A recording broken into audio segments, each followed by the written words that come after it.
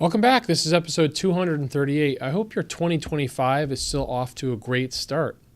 And one thing that many financial experts can agree upon is that everyone should be keeping at least 3 to 6 months of living expenses in some type of an emergency fund.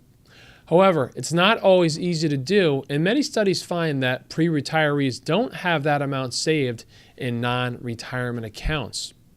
And there's been some recent changes that allow accessing 401k funds early that could allow you to cover some of these emergencies as they come up. And that's what I'd like to talk about in this episode. This is going to be a short episode. But if you're like most people and you've set some goals for yourself in the new year, and if one of your goals is to develop a plan for retirement, then you should consider hiring a financial advisor in 2025. However, not just any financial advisor, but a fee-only fiduciary advisor who will put your interests first. And I've written a book to show you exactly how to do that, how to hire the right financial advisor for you. And in this book, I walk you through how to find, hire, and establish a trusted relationship with a fee-only financial advisor. I also walk you through how to get the most out of this relationship and what pitfalls to look out for.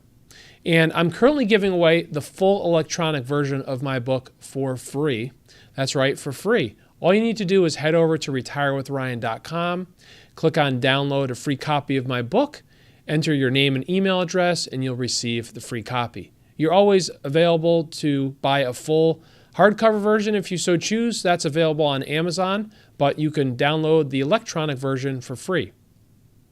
So as I was mentioning earlier, normally experts recommend keeping 3 to 6 months of living expenses in some type of an emergency fund where if you have unexpected expenses, you can access the money.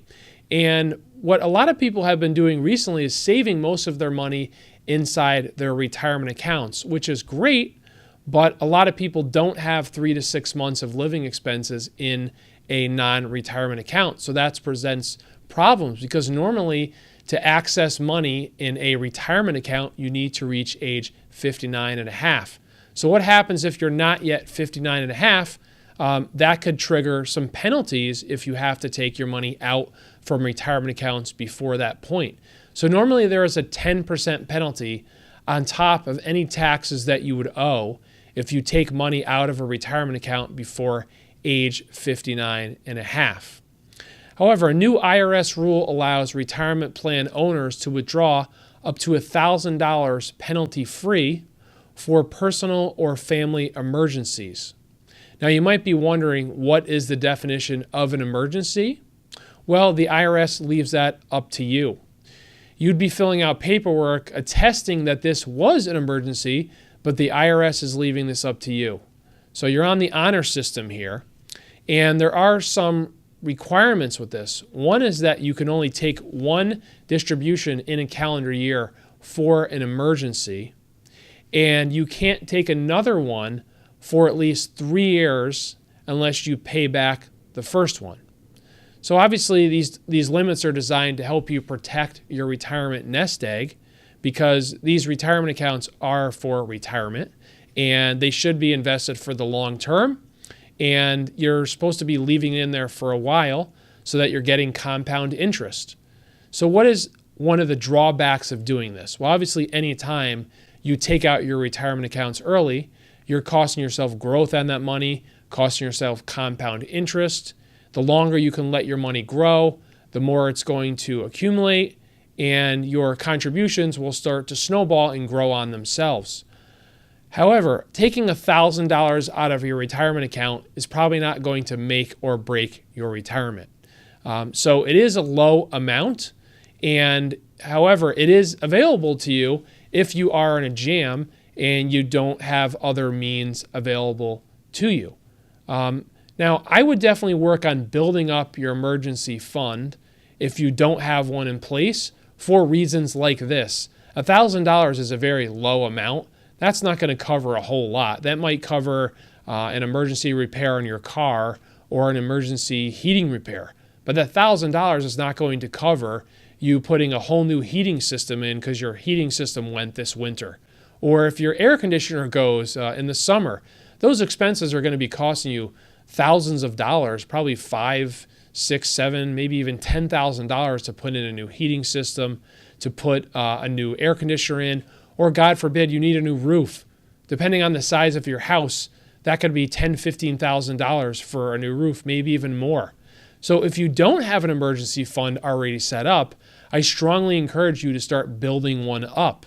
An easy way to do that is just to set up a certain amount with every paycheck going into some type of fund or account where the money is going to start accumulating. Even if you just started with $100 a pay period going into some fund where it's your emergency fund, you're not using it for other expenses, over time that's going to build up and help you to build up your emergency fund so that you don't have to tap into your retirement accounts and pay a penalty if you want to take out more than the $1,000 emergency fund, or maybe if you've already exhausted that recently.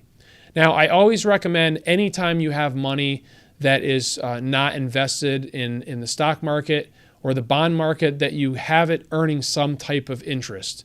That could be either through a high yield savings account. There's many online banks that I've talked about in past episodes that offer you great rates for high yield savings. As I'm recording this, you can probably get in the 4% range for those types of accounts. You can also use a money market fund, either a money market mutual fund like a brokerage account with Charles Schwab or Fidelity or Vanguard, or there's other options as well. So that way your money is earning interest, is not just sitting there as most banks do, earning a couple cents. You're earning some actual interest, which will also help you grow your emergency fund even faster. So there are, however, 9 other ways that you can actually get access to your retirement funds prior to 59.5 without a 10% penalty. And that will be the focus of next week's episode. So make sure that you tune in. I'll cover that more in depth, and I'll give you some ideas where if you do need above and beyond the $1,000 and you want to avoid the 10% penalty, I'll talk about 9 different scenarios that possibly could apply to you for you to get access to that money before age 59.5.